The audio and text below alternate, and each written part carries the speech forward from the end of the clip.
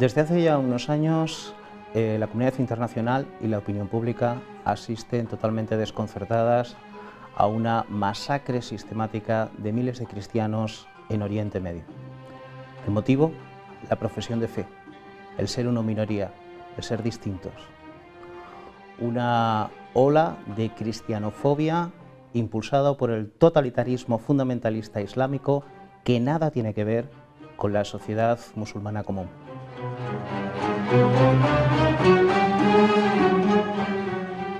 Desde Sudán, pasando por Egipto, Gaza, Líbano, Siria, Irak, el resultado, más de 120.000 muertos, miles de niños y de mujeres que han sido atormentados y finalmente aniquilados. O dicho de otra manera, un cristiano muerto por cada 5 minutos. Estas víctimas no son el resultado colateral de un enfrentamiento bélico, ni siquiera de un bombardeo. La prueba está en el ensañamiento con el que se tratan a todas estas personas. Los ejemplos son desgraciadamente terribles. Amputaciones, crucifixiones, torturas varias, ejecuciones sumariales, violaciones, etc.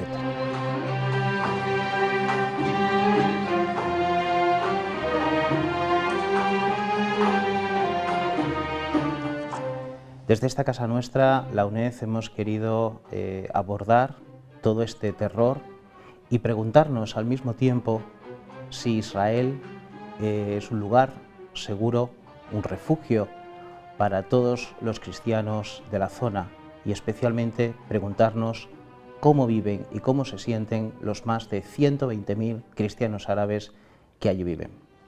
Y comenzamos de la mano de una profesora de árabe, René Hattar, que es profesora del Centro Internacional para el Estudio del Oriente Cristiano.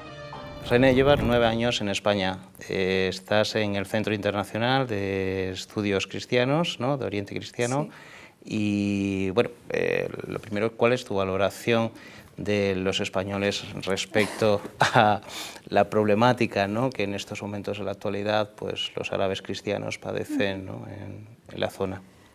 Bueno, en general, por desgracia, hay mucha ignorancia. Entonces, la mera idea de tener un árabe que sea cristiano es casi imposible, porque aquí tenemos todavía esta herencia del moro, de que el árabe es un moro, musulmán, puede ser negro. Tenemos muchos clichés y ideas fijas y es muy difícil saber algo sobre los cristianos en general en el mundo árabe en Oriente Medio. Entonces, hay solamente una idea fija.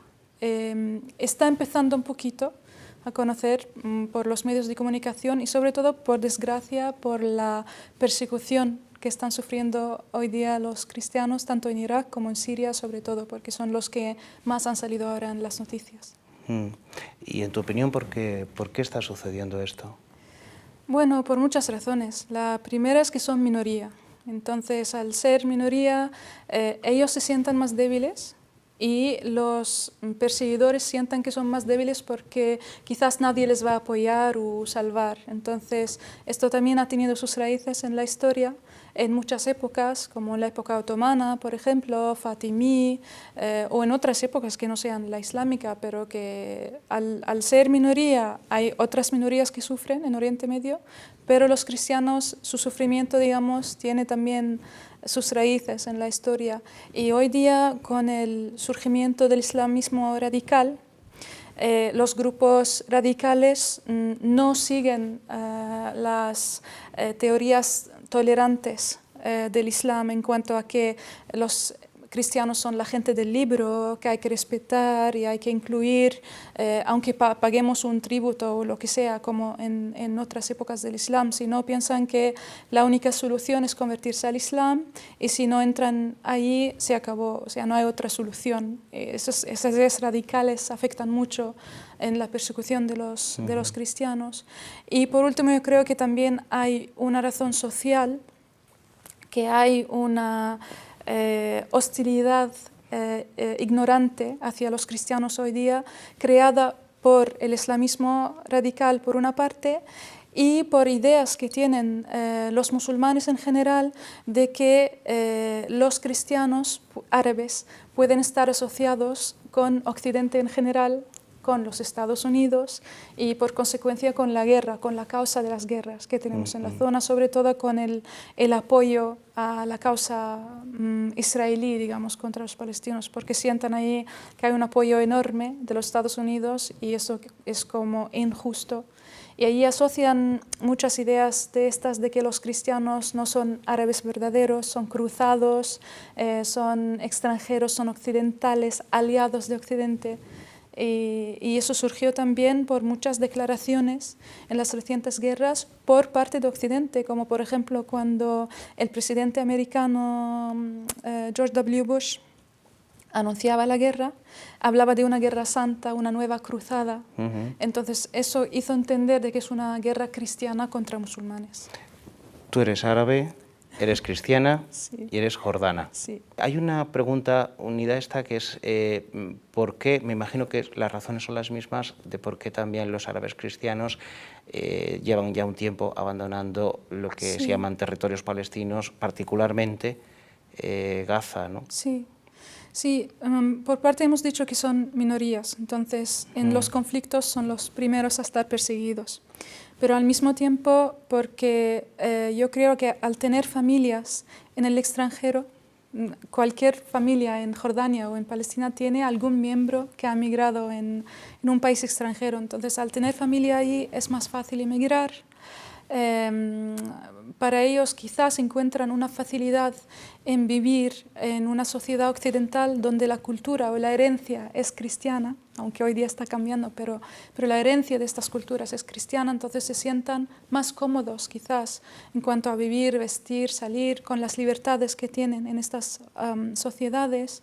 No olvidemos también que los países y los gobiernos occidentales están prefiriendo recibir a migrantes cristianos, entonces están facilitando la inmigración cristiana árabe hacia afuera.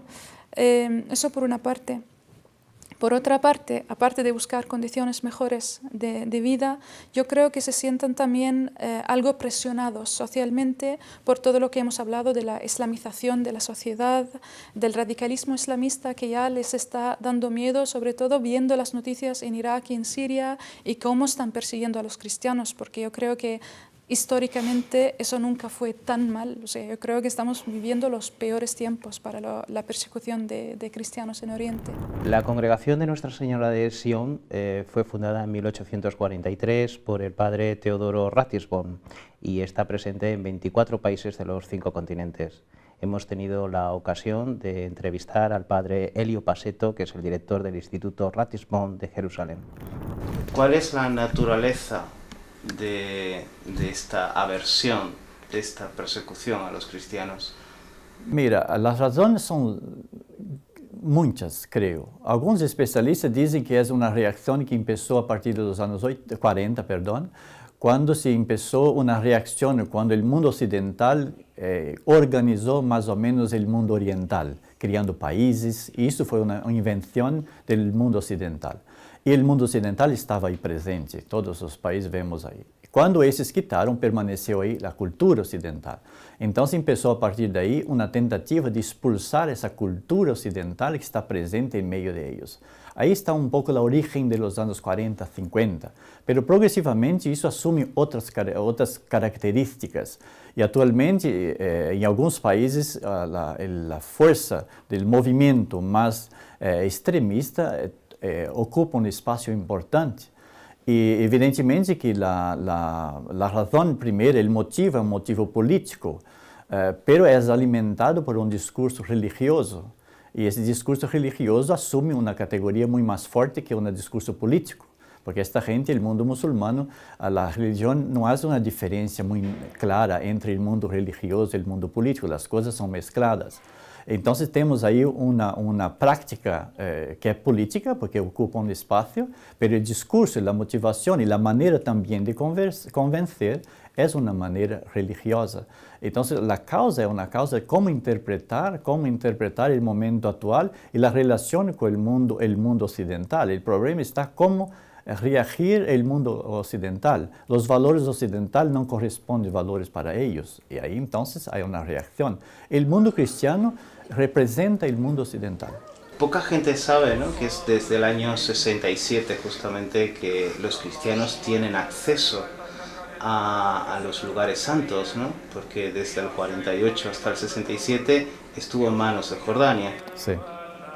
Sobre todo cuando hablamos de la ciudad vieja, ciudad antigua de Jerusalén. Sí, esos lugares eran lugares controlados. Continuaron después de 67 una presencia jordaniana a nivel del status quo, pero para el mundo cristiano todo está abierto y cada vez más está usando esta libertad para el desarrollo de las comunidades que están ahí ubicadas.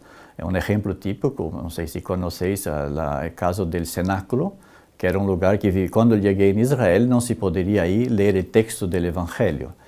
Y hoy, después que la Jordania pasó a la autonomía de la Jordania para Israel, el cenáculo está abierto. Alguien que controla la puerta solamente para la entrada, pero no hay control de expresión religiosa cristiana ahí dentro. Hoy se puede entrar y explicar el texto, leer el texto del Nuevo Testamento en el lugar que celebra el lugar del cenáculo, de la última cena. Por eso para decir que es un espacio de abertura que los cristianos están ganando con esto, es evidente. Sí, sí. En su opinión, los árabes cristianos en Israel gozan efectivamente, de total libertad a nivel no solamente de culto, sino también de ciudadanos, porque como saben, uno de los elementos de siempre de crítica es que se habla del apartheid, ¿no? ¿Los árabes cristianos tienen un apartheid en Israel? No, sería absurdo utilizar la expresión para el caso de Israel en todos los niveles, no solamente para la cuestión cristiana, pero también en todos los niveles, musulmanes también. Los cristianos que están en Israel, hay que hacer la distinción. Estar en Israel no es como estar en la autonomía palestina. Un cristiano que vive en Jericó o en Jenin no es el mismo que está en Haifa o en Beersheba o en Jerusalén o otro lugar. Ellos viven de manera plena. La discusión que se hace hoy es el contrario. Son los israelíes judíos que preguntan por qué un judío pasa 3 años en el ejército. Y el momento que los judíos están haciendo 3 años de ejército, los cristianos están haciendo ya la universidad. Y cuando ellos terminan el ejército, los cristianos están empezando ya el trabajo. E eso da al mundo cristiano, que se tornó prácticamente hoy una élite a nivel de la sociedad israelí. Es la sociedad a nivel de media mejor equilibrada económicamente, justamente fruto de ese trabajo que los jóvenes hacen 3 o 4 años a más que un israelí normal que debe parar 3 años de la vida práctica más fértil de su trabajo. Creo que están utilizando el máximo de la libertad que está dando y en cierto punto crea una dificultad, un desequilibrio en relación contraria a los israelíes que siguen una vida normal del ejército. Ahora empezó un trabajo, una motivación por algunos grupos cristianos, donde los cristianos deberían también hacer una práctica, al menos de 2 años, de un servicio social para compensar el servicio del ejército. Que una parte de cristianos está dispuesto, algunos ya están haciendo, otros por una cierta tradición, no están aceptando todavía esta disposición que está ahí, esta libertad que es libre para hacer o no hacer. Pero para decir que no, hay una total libertad y la palabra apartheid no corresponde a nada, no es una palabra que debería ser utilizada en el contexto de Israel en todo el nivel. A propósito de estas posibilidades vitales que gozan los árabes cristianos en Israel, el diplomático George Dick, que es árabe cristiano israelí destinado en Noruega, como jefe de misión adjunto, ha tenido la amabilidad de cedernos estas palabras de un discurso que pronunció en la Casa de Literatura de Oslo.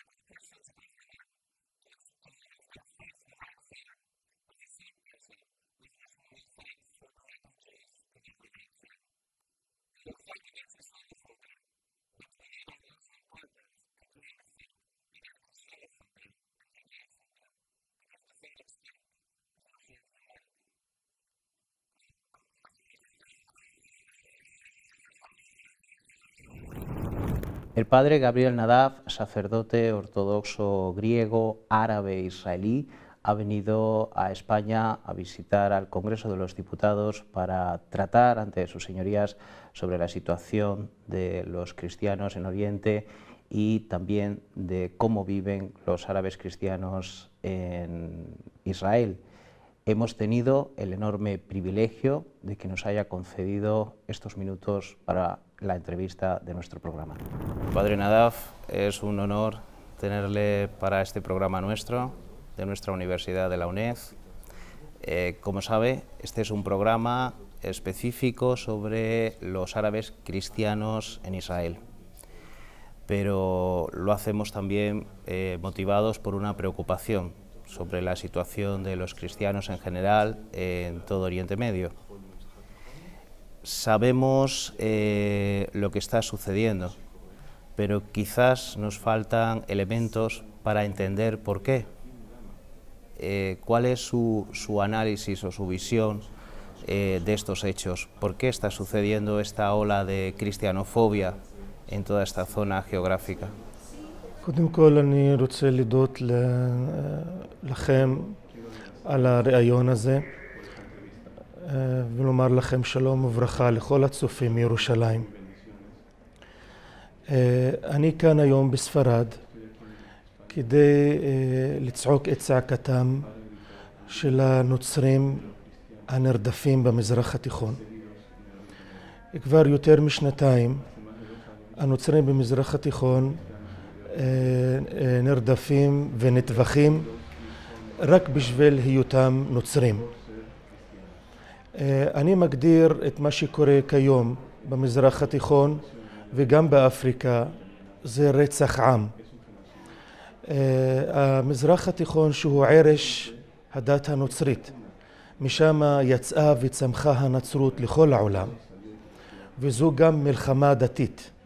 מלחמה אידיאולוגית קיצונית של האסלאם שמעוניין לשלוט בעולם כולו, לשלוט בשריעה, באמונה, דרך הג'יהאד. לכן הוא רואה עכשיו במיעוט שחי איתו במזרח התיכון, הוא הקורבן החלש שאפשר קודם כל לחסל אותו כדי להתפשט הלאה לכל מדינות העולם. אני באתי לפה לומר גם שדמם של הנוצרים משם צועק לכל אחד מהעולם ולכל המנהיגים שנושאים אחריות ועליהם להתערב כדי להציל את המצב לפני שיביא אסון לכל העולם. ¿No tiene la impresión que los medios de comunicación social no están dando la importancia que tiene estos acontecimientos frente a otros conflictos, ¿no?, que acontecen en el mundo? במקרה הזה במיוחד על מה שקורה היום כרצח עם של נוצרים ובני מיעוטים אחרים במזרח התיכון ובאפריקה, אני רוצה פה להאשים קצת את התקשורת ואת המדיה, כי אני שומע מהרבה אנשים מהעולם שאינם מודעים למה שקורה נכון במזרח התיכון. יש הרבה אנשים עד היום אינם רואים את התמונות הנכונות. ופה יש לי שאלה, למה זה קורה? מה המטרה של המדיה העולמית שלא מעבירה את המסר ואת התמונות האלה לכל האנשים שידעו? ואני יכול לתת לך דוגמה קטנה, שראיתי סרטון ביוטיוב לסטודנט באחת האוניברסיטאות בארצות הברית, שהניף דגל בחצר האוניברסיטה, דגל של דאעש. דאעש הארגון האכזרי שטובח בנוצרים יום יום. וכל העוברים שם, הסטודנטים באוניברסיטה, אף אחד לא שם לב לדגל הזה. אפילו אמרו לו היי, קראו לו היי לבחור הזה. אבל שהרים את הדגל של ישראל, והניף את הדגל של ישראל, הרבה מהצעירים התחילו לתקוף אותו ולקלל אותו. וזה אחרי שנתיים ויותר משנתיים של התעללות ורצח של נוצרים דרך הארגון של דאעש. והנוצרים באמריקה והרבה נוצרים מהעולם לא התייחסו לדגל הזה שטובח בנוצרים, אבל לדגל של ישראל הם באמת התחילו לקלל ולהכפיש. למרות שאני רוצה פה לומר שמדינת ישראל כיום היא המקום הבטוח היחיד לנוצרים במזרח התיכון. בישראל היהודים לא טובחים ולא הורגים את הנוצרים כמו שהורגים אותם הערבים במדינות הערביות. במדינת ישראל יש לנו חופש, יש לנו דמוקרטיה, ואנחנו צריכים פה לומר את האמת. ואני פה לא מדבר פוליטיקה. העניין של ההשתלבות בחברה הישראלית זה עניין של חיים ושותפות. זה לא פוליטיקה בכלל. יש לנו ביטחון בתוך מדינת ישראל, אבל אם המדינות ימשיכו להחליש את מדינת ישראל, הטרור ייכנס אלינו גם, ויקרה מה שקורה לנוצרים בישראל כמו שקורה לנוצרים במדינות הערביות. המדיה צריכה לקחת יותר אחריות על עצמה ולהעביר ולשדר את התמונות הנכונות לעולם כדי שיראה את האמת ממה שקורה שם. מישהו צריך לשאת באחריות הזאת. Padre, ha sido y es un honor que esté con nosotros y queremos darle la oportunidad ahora, dado que este programa, que lo realiza nuestra universidad, pero se emite en televisión española, tiene usted, si quiere, un minuto para enviar un mensaje a todos los españoles. אני רוצה לפנות לצעירים ולכל האנשים, מכל הגילאים, באמת קודם כל לא להאמין לכל מה שמשודר דרך המדיה. תחפשו את האמת, תגיעו לאמת ותשאלו את האנשים שחיים במקום שממנו יוצאות השמועות. ואני גם רוצה לפנות למנהיגים בעולם ולמנהיגים הרוחניים בעולם. השתיקה שלכם על מה שקורה היום במזרח התיכון זה יביא אסון לכל העולם. אנא מכם תעזרו ותצילו את הנוצרים ממה שנשאר מהנוצרים בתוך המדינות האלה, ותנו תקווה לנוצרים שחיים במדינת ישראל שהם ימשיכו לחיות במדינה שלהם בכבוד ובהערכה לכולם. Hemos querido compartir con todos ustedes esta preocupación nuestra sobre la situación que han vivido y viven desgraciadamente miles de cristianos. Desde aquí, desde esta casa nuestra, desde la UNED, queremos enviar un mensaje de solidaridad con todos aquellos que en estos momentos están padeciendo las garras del islamismo fundamentalista. Este es un mensaje de solidaridad y de fraternidad con todos esos hermanos nuestros, los cristianos y en particular los árabes cristianos.